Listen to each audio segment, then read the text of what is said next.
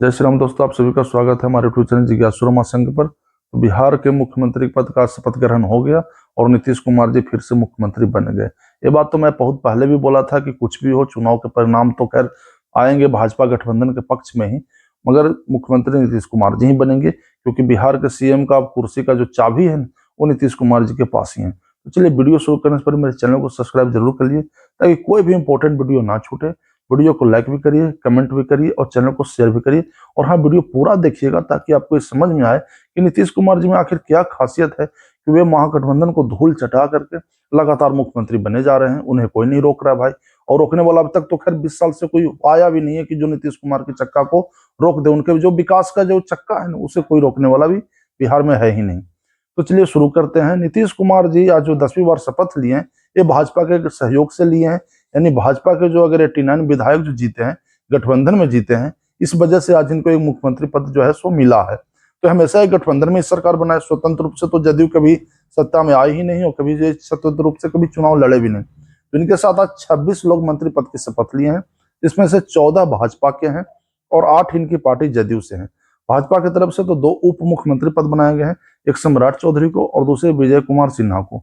ये दोनों उप मुख्यमंत्री पद की जो शपथ लिए हैं, ये भाजपा के ही हैं।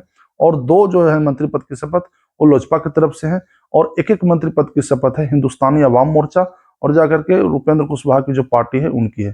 संयोग देखिए कि इन दोनों पार्टियां, यानी उपेंद्र कुशवाहा की जो पार्टी है और हिंदुस्तानी अवाम मोर्चा जो पार्टी जीतनराम मांझी के, दोनों पार्टियों के जो मंत्री बने हैं वो इन दोनों के बेटे ही हैं। यानी जीतनराम मांझी के बेटे बन गए मंत्री और यहाँ उपेंद्र कुशवाहा के बेटे मंत्री बन गए। मगर उपेंद्र कुशवाहा के जो बेटे मंत्री बने हैं, इसमें एक ट्विस्ट है कि एक किसी भी जाकर के सदन के सदस्य नहीं है, न विधानसभा के हैं न विधान परिषद के हैं। मैं पहले बता देता हूं कि बिहार में विधान परिषद भी है, यानी अगर आप जनता आपको डायरेक्ट नहीं चुनती है तो इनडायरेक्ट वे में बिल्कुल राज्यसभा के तर्ज पर विधान परिषद होता है। तो यहाँ ऐसे भी होता है। तो ये विधान परिषद का ही जाकर के सदस्य बनेंगे, क्योंकि विधायक का तो चुनाव हो ही गया। 6 महीने के अंदर इनको विधान परिषद का सदस्य बनना पड़ेगा, तभी जाकर के मंत्री पद को संभाल पाएंगे, अन्यथा इनका मंत्री पद 6 महीने में खत्म हो जाएगा। ऐसा नियम रहता है कि अगर किसी को भी अगर मंत्री पद बना दिया जाए तो उसे 6 महीने के अंदर किसी भी सदन का एक मेंबर होना पड़ता है। अगर राज्य में मंत्री बना है तो कम से कम विधायक या विधान परिषद सदस्य बनना पड़ेगा। केंद्र में अगर बना है तो राज्यसभा सांसद बने या लोकसभा सांसद बने तो बनना पड़ता है। तो ये हो गया जाकर के पार्टियों के मंत्रियों की स्थिति, और उसके जाकर के चर्चा कर लिए। अब नीतीश कुमार में क्या जादू है भाई कि लगातार 20 साल से सीएम बने हुए हैं और 10वीं बार सीएम पद की शपथ ले लिए। तो इसका सबसे बड़ा है जाकर के नीतीश कुमार जी का जनता का जो मन है ना, उसे पढ़ना जानते हैं। ये देश की या चाहे राज्य की आधी आबादी हमेशा महिलाओं को कहा जाता है।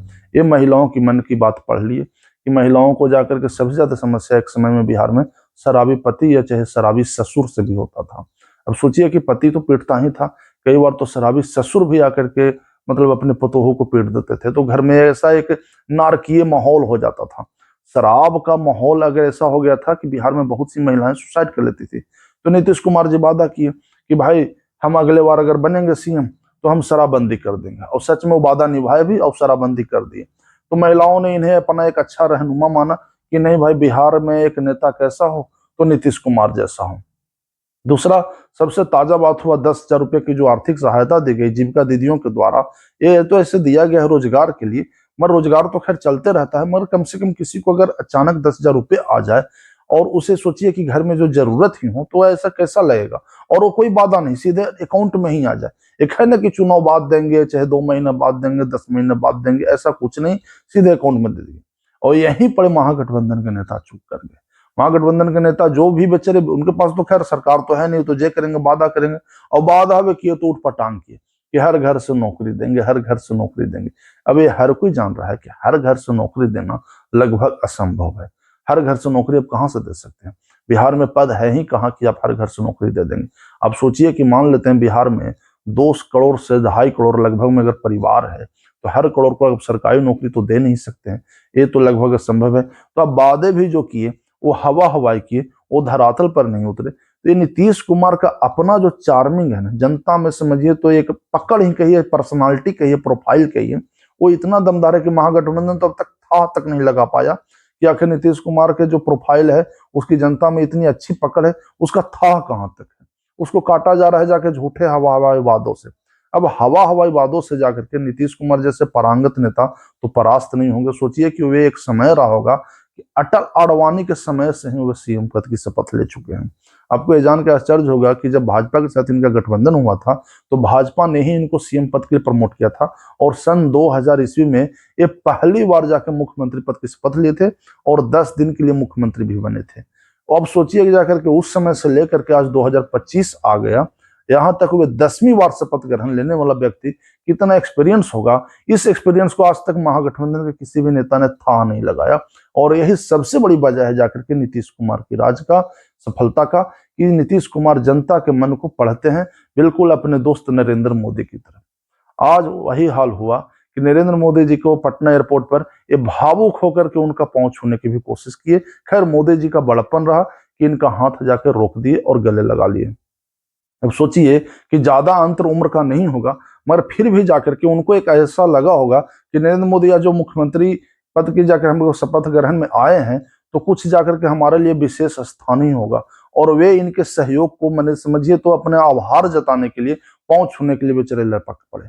आज सोचिए जाकर के कि वे हाथ जाकर के रोक दिए मोदी जी। मीडिया में चर्चा का विषय है, राजद ने इसे अपने एक्स पर यानी ट्विटर पर इसे शेयर भी वीडियो को किया है। पर आप ये समझिए, ऐसा नहीं है दोस्ताना, इसमें भी एक राजनीतिक गुण है, क्योंकि नीतीश कुमार जी भी नरेंद्र मोदी से सीखे हैं। नरेंद्र मोदी जी राज कर रहे हैं जनता के मन को पढ़ करके, तो नीतीश कुमार भी उसी अपने दोस्त नरेंद्र मोदी से सीख करके ये जान गए कि बिहार की महिलाओं का मन पढ़ो और उनके अनुसार जाकर के चलो, तभी जाकर के सीएम पद पर रहोगे। आज बिहार में सीएम पद का जो चाबी है नीतीश कुमार जी के पास है, और अब ऐसा लगता है कि इनके पास अभी बहुत समय तक रहेगा।